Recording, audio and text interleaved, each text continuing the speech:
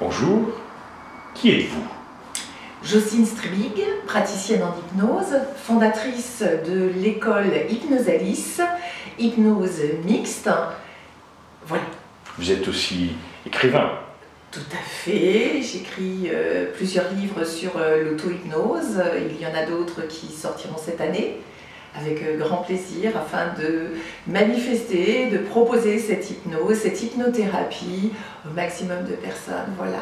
Conférencière également? Conférencière également, toujours avec grand plaisir, à dispenser certains savoirs et également entendre, être dans l'interaction avec les personnes, toujours avec grand plaisir. Et vous êtes également praticienne en hypnose dans votre cabinet?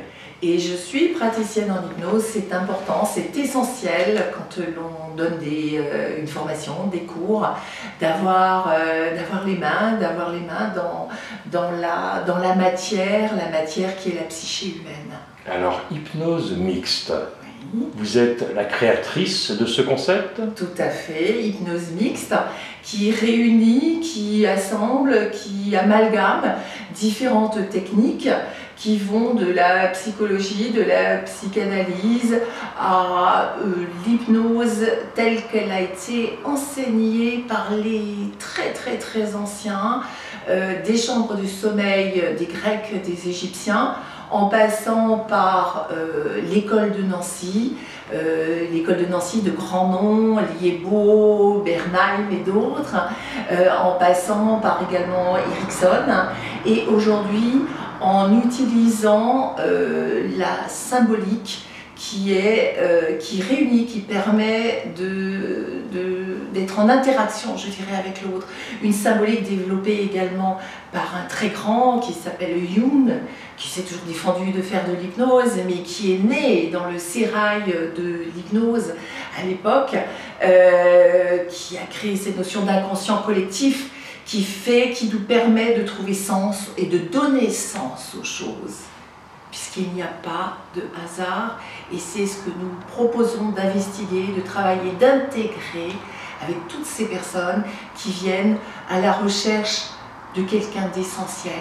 C'est eux-mêmes, c'est avant tout eux-mêmes. Alors cet inconscient, il est plein de ressources. Tout à fait. Et pourquoi venir à l'hypnothérapie? C'est parce qu'au départ, il y a une problématique. Et tout ce que l'esprit a pu détruire, parce que non avalisé par le corps humain, parce que non vécu de manière fluide, l'esprit pourra le reconstruire et les ressources sont en soi. Le praticien en hypnose va accompagner cette personne grâce à son savoir-faire, mais important également son savoir-être fondamental, va accompagner cette personne grâce à des techniques, ces techniques hypnotiques qui ont sens, jusqu'à l'intégration de ces ressources, la redécouverte qui permettra effectivement de résoudre encore et encore par l'intégration.